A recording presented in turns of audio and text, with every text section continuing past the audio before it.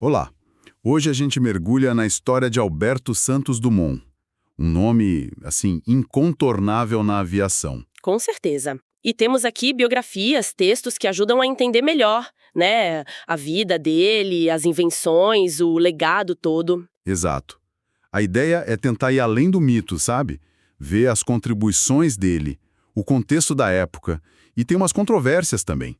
Vamos então desvendar um pouco essa figura. E ele surge num momento muito efervescente, né? Paris, começo do século XX, a Belle Époque. Ah, sim. Era um caldeirão cultural, tecnológico, um lugar perfeito para essa aventura da aviação motorizada começar. Ele estava bem no centro da inovação. Mas essa paixão veio de antes, né? A infância dele em Minas, depois São Paulo. Sim, o pai engenheiro, as fazendas de café cheias de máquinas. Isso. E as leituras de Júlio Verne, que dizem que o inspiraram muito. Aí ele foi para os balões, mas o ponto de virada foi colocar motor a gasolina nos dirigíveis. Foi um passo enorme. Pioneiro mesmo em usar motor a combustão para voar de forma controlada. E isso levou ao Prêmio Deutsch, certo? Exatamente. Em 1901, foi o que realmente botou ele no mapa mundial. Contornar a Torre Eiffel com o dirigível número 6. Imagina a cena. E voltar em menos de meia hora. Aquilo provou, sabe, que era possível dirigir um balão motorizado. Deu uma fama incrível para ele. E ele ainda dividiu o prêmio, né? Com a equipe, com gente necessitada de Paris. Pois é. Mostra um lado dele, né? Mesmo com aquela polêmica inicial sobre o tempo exato do voo, a vitória foi confirmada. O nome dele explodiu ali. E depois dos dirigíveis, o foco mudou. Veio o desafio do mais pesado que o ar, o 14 bis. Ah, o 14 bis, ícone total. Os voos de 1906, né? Outubro, depois novembro, primeiro os 60 metros, depois os 220 metros. E o ponto-chave, que sempre volta na discussão. É que foi público. E oficial, homologado pelo Aeroclube da França, que era a autoridade máxima. Exato. E a decolagem? Autopropulsada, sem catapulta, sem rampa, sem nada externo. Os Ailes do Proyer, o pássaro de rapina, como chamaram, decolando por conta própria. E aí entra a comparação inevitável com os irmãos Wright. Sempre. Eles voaram antes, lá em 1903, mas foi diferente. Era secreto, usaram uma catapulta para ajudar na decolagem. Entendi. A Federação Aeronáutica Internacional, a FAI, depois reconheceu os Wright pelo primeiro voo controlado e motorizado de um mais pesado que o ar. Mas o Santos Dumont... O Santos Dumont tem o reconhecimento pelo primeiro voo público homologado e autopropulsado. São critérios, assim, um pouco diferentes, né, que geram um debate até hoje. Faz sentido. E o 14 bis já tinha inovações de controle também, né?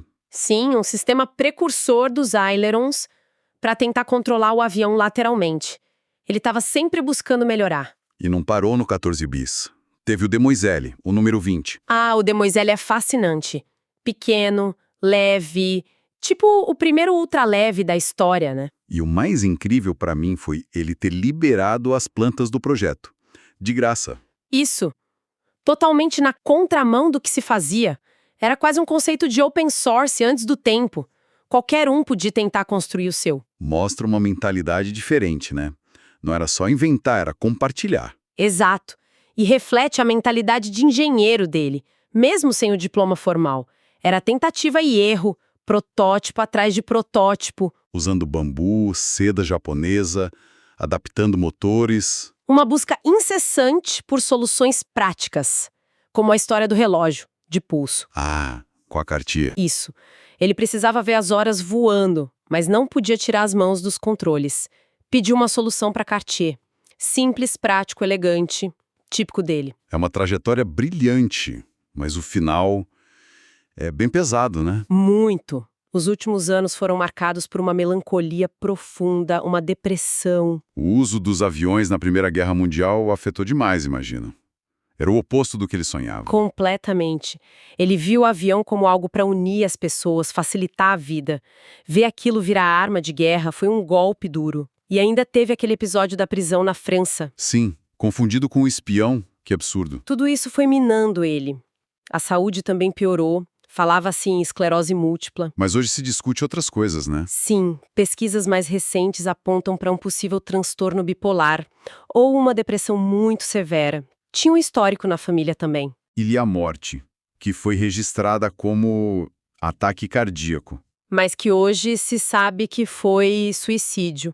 Uma verdade que ficou encoberta por muito tempo. É bem trágico. Então, se a gente for resumir, o que fica de Santos Dumont? Olha, ele foi um pioneiro, indiscutível, né? Nos dirigíveis, no 14 bis, com aquele voo público, autônomo. E a visão com o Demosel de compartilhar a tecnologia. Exato. Um inventor genial, mas com um lado humanista muito forte.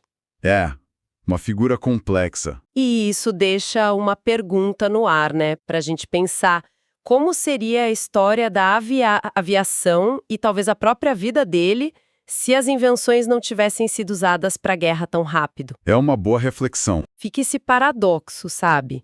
A glória que a aviação trouxe para ele, o reconhecimento mundial, e ao mesmo tempo essa mesma invenção, usada de outra forma, trouxe um sofrimento que culminou naquele fim tão triste. O céu que ele sonhou livre virou campo de batalha.